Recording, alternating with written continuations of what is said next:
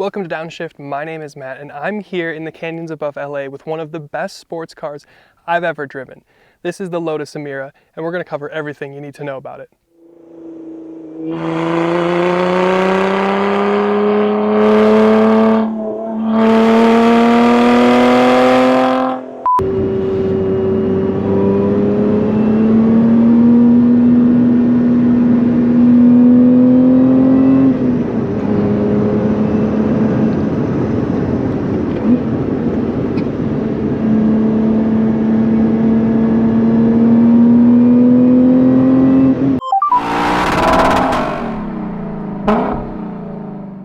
Now we'll cover what's new for 2024, and the fact is we're pretty late to this video, so this point may not even need to exist, but this Emira replaces the Evora for the new generation of Lotus, and it is still kind of the Colin Chapman thought school of simplify and add lightness, and it is at home here on roads like this. But what about competitors? What would this compete against?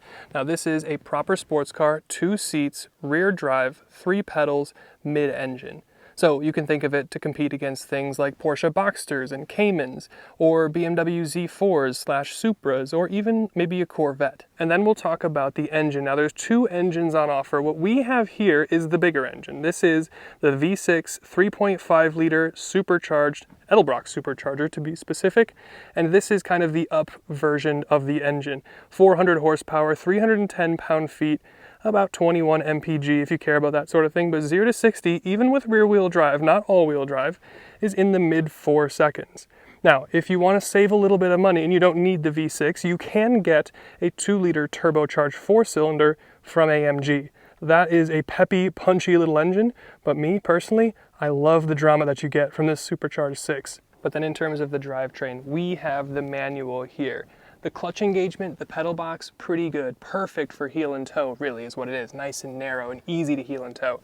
The throws, it's cool that you can see the linkage and see the manual working, but the throws, they don't really want to be rushed. It's not super defined, especially neutral. Maybe this is just a one-off thing. These press cars are really beat on, but that is just my experience with this car. But from there, power goes to just the rear wheels, to a mechanical LSD. You can get a 6-speed automatic transmission or a 8-speed DCT, depending on what engine you get. But for me, I will take the manual in this Emira every time. But then what about weight and dynamics? That's really the point of an Emira like this. Now this tips the scales at about 3,200 pounds. The Cayman is going to be about 200 pounds lighter, but it's not like you're really hurting or feeling the weight much through these canyon roads. You do have static dampers, not an adaptive set, but Lotus has you choose whether you want the sport chassis, so you can either choose soft or stiff when buying.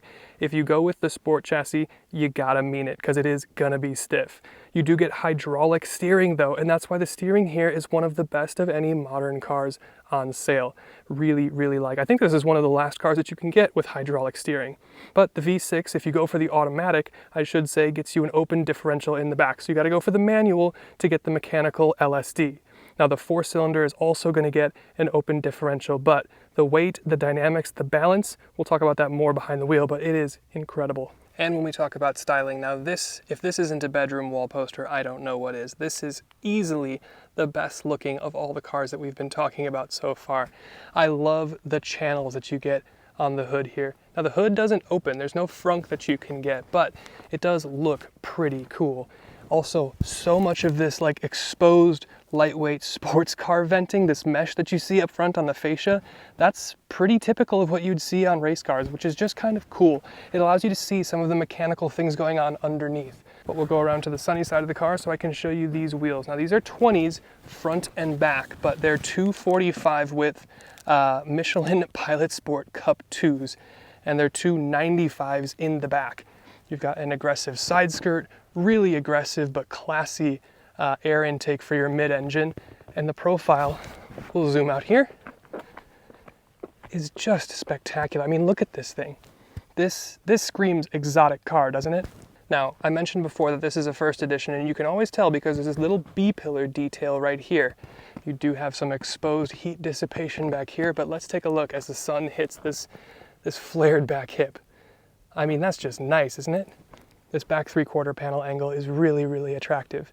Really simple, elegant taillights and design, and you got dual exhaust about halfway up. And again, some of this exposed meshing, so you can see some of the things going on underneath the skin. But no, overall, just a spectacular looking thing. And then we'll talk about the trunk. Now, from what I can tell, there's no button on the exterior of the car to open the trunk. So you have to either do it from the cabin or from the key. This is the key. This is what it looks like. So you hold this, and the hood, or the trunk rather, will open. The hood itself does not open, so there is no frunk, which means this is the trunk that you get. It's about 4 cubic feet of space. That's about half the size of what you'd get from a Corvette or a Cayman or a Supra or things like that. Now you do have additional storage behind the front seats, but this is the trunk that you get. But this is just cool. You can see the engine. You can see it from the outside through the glass. You can see it from the inside in the cabin. And yes, this is the throttle actuator cable you can see go to work as you get on power. We got an Elise on the crest. We passed each other earlier. That is pretty cool. But like I mentioned, there's no back seats, but you do get a little bit of a parcel shelf back here. And that's kind of nice. It's not huge, it's not super deep, but it's nice to have a little bit of extra space to put stuff. But then in terms of the front seats, you do have this white leather. It's whiter up here than it is down here. They're starting to look a little bit dingy, but that's, you know, kind of something that happens to white seats. But I do like the black detailing, some of the stitching and perforations. The seats are actually pretty comfortable. I could maybe use a little bit more bolstering, but to be honest, this is a pretty aggressive road, so your day-to-day stuff, or even just slightly less spirited driving, you're probably going to be okay. The seats themselves are comfortable. When I first got in this, I did feel like I was sitting about an inch, maybe 2 inches high, but as I started driving the car more, it kind of felt like the car kind of molded around me. So I would say the seats are pretty good. They are going to be power adjustment. You can get heated and you can get memory seats. So that is a nice feature to have on your Lotus. But then touching on the interior detailing, the cabin quality, it's actually pretty nice. I mean, for a Lotus, it's a quantum leap forward. This is actually super nice. The door is entirely trimmed in leather, even this lower portion here. I like the white leather to break things up. The door handles are pretty cool, but you get these really nice Kef speaker grills right here. Nice thick side sill to step over, Emira and your brushed aluminum, but the entire dash is leather wrapped. You've got a first edition detail here. All of the vents say Emira. The seats themselves, again, really pretty. A little bit dingy, but you've got some additional storage down here. You've got a charger down here. Not sure what you would put here, but you can see the shifter going to work. You do have a mirror on your center vents down here. You've got a wireless charger, physical climate controls, and some of this stuff is knurled, which is pretty nice. Now some of the switch gear looks maybe a little bit Volvo, but I think it looks nice. Kind of a bare aluminum shift knob. And then down below, you have the start-stop button gate, but it doesn't stay up. So it's not quite as dramatic as the Lambo, but it's kind of there. It's pretty cool still.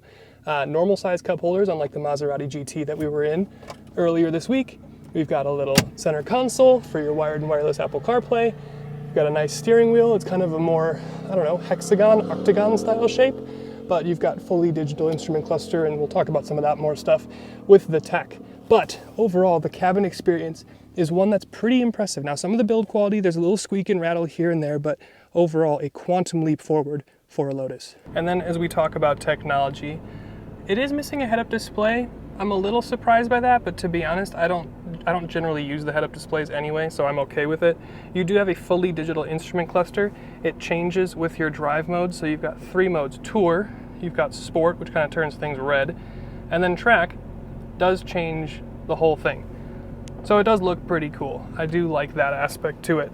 But you've got some controls here on the steering wheel, you've got some voice assistant stuff, but then you've got the big 10.25 inch screen that you can run wired or wireless Apple CarPlay, Android Auto, but here you've got some performance pages. As you can see here, we've got Android Auto, that sort of thing. So I've got a G meter, I've got some telemetry down here, boost pressure, all that sort of good stuff. And then of course there are kind of customizable tiles here on the center screen. So you've got a lap timer, trip statistics, some guidance stuff. Your climate guy, just like on the button down here, he also has a helmet on. And then you've got a secondary screen for things like your tire pressure or your media or whatever you could want. So that is pretty nice. We'll throw it into reverse. No 360 camera, but the reverse camera is pretty decent. I would kind of like a 360 camera, but this is a Lotus, so I don't totally expect it. And then your rear view mirror, it's pretty good. It's not digital, but overall, there's not a lot of extra frills here, but all of the technology is based on convenience, things that you're actually going to use, your Apple CarPlay, etc.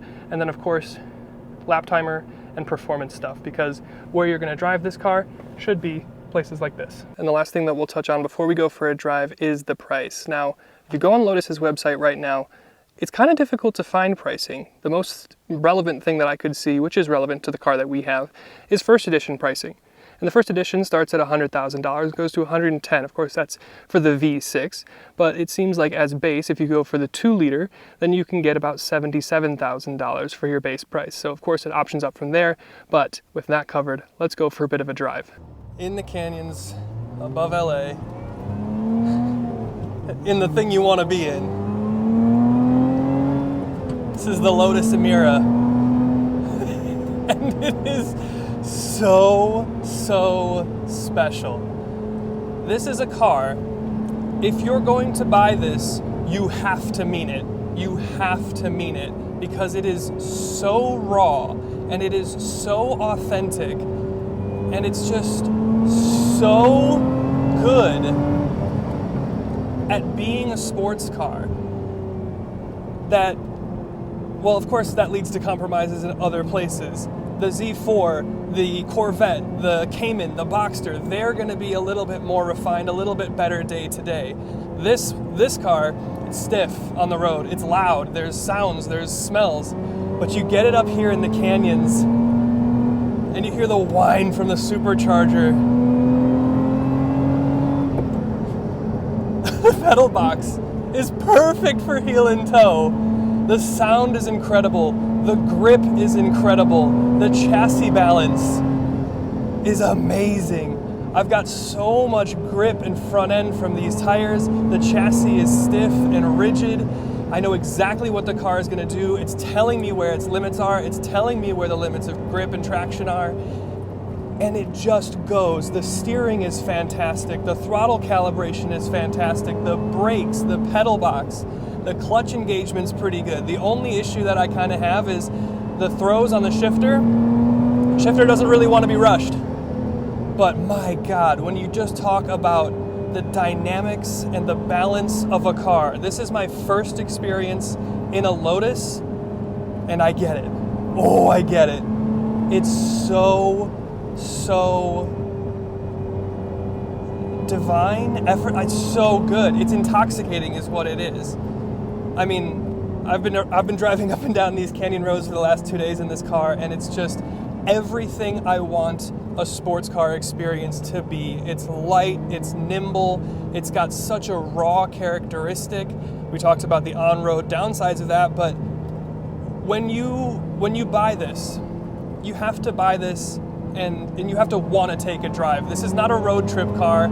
This is not really a grocery getting car. Of course, you can do those things with this car, but if you want to get the most out of the experience, it's driving up here in places like this and driving like this. Like tires don't matter, like you can pay for brakes and just go for it. Because it's just so good. Driven hard. It's so much fun. This is such a cool experience.